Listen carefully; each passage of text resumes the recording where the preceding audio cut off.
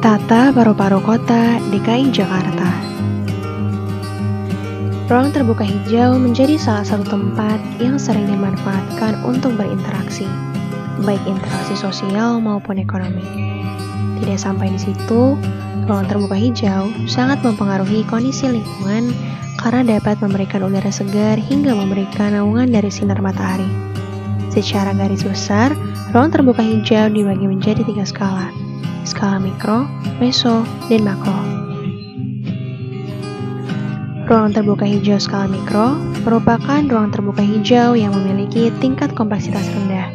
Biasanya dimiliki dan dikelola oleh individu atau pribadi dan digunakan untuk kepentingan pribadi.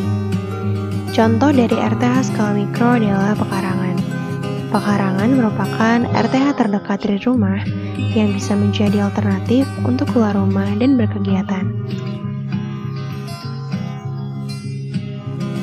Sedangkan ruang terbuka hijau skala meso merupakan ruang terbuka hijau yang memiliki tingkat kompleksitas sedang dengan jangka waktu pendek hingga menengah yang biasanya dikelola oleh komunitas hingga kota.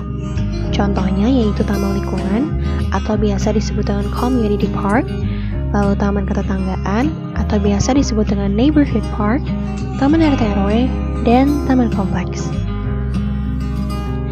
Berbeda dengan skala meso, ruang terbuka hijau skala makro memiliki tingkat kompleksitas cukup tinggi.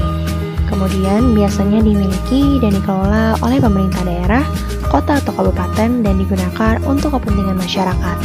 Contohnya adalah taman kota atau biasa disebut dengan urban park dan juga hutan kota.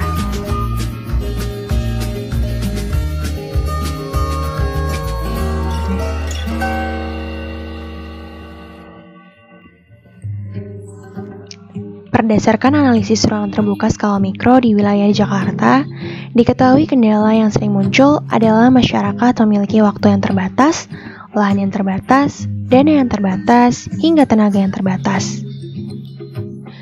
Berlainan dari skala mikro, kendala yang sering dihadapi pada ruang terbuka hijau skala meso adalah kurangnya vegetasi, bertambah dengan curah hujan yang tinggi, mengakibatkan tapak mudah terkena banjir apabila air sungai meluap, kurangnya fasilitas penunjang, taman yang berserakan, hingga penataan taman yang kurang baik.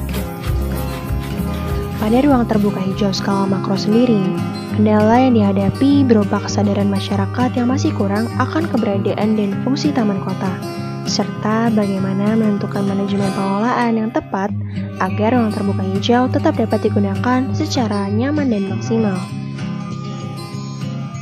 Pengelolaan yang dilakukan pada ruang terbuka hijau ini sebagian besar dilakukan secara tradisional dengan memberdayakan tenaga kerja harian untuk melakukan pemeliharaan.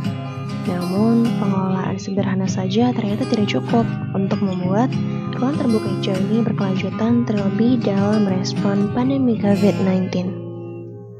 Dibutuhkan peran dari berbagai stakeholder, salah satunya adalah akademisi, seperti pelajar di Departemen Arsitektur Lanskap. Lalu, seperti apa rekomendasi pengelolaan dari akademisi Arsitektur Lanskap Institut Pertanian Bogor untuk Tata Paru-Paru Kota DKI Jakarta?